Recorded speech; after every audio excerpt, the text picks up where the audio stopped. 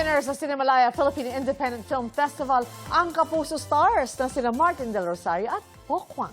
Tinanghal na Best Actress si Pokwang para sa pelikulang Two Valid IDs.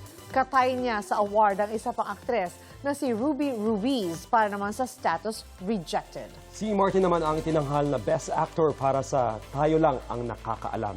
Sa kanilang speech, parehong nagpasalamat sina Martin at Pokwang sa pagkakilala ng film festival at sa kanilang production teams. Nag-iwan din sila ng mahalagang mensahe mula sa kanilang mga pelikula.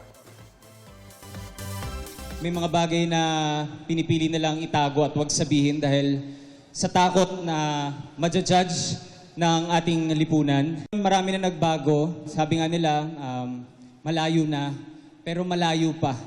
Marami pa tayong pwedeng gawin. So let's end the stigma towards LGBT and the stigma now sa HIV. Especially po sa lahat po ng mga nanood. Alam ko mahirap ang buhay ngayon, tipid-tipid. Pero nandiyan kayo, sumuporta kayo, pinatunayan yung kaya ng Pilipino.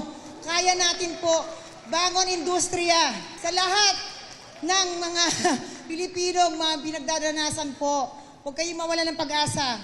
Laban lang. Indeed, Magandang mensahe laban lang. Oo. mula kay Pokwang. Congratulations po. Congratulations sa inyong lahat.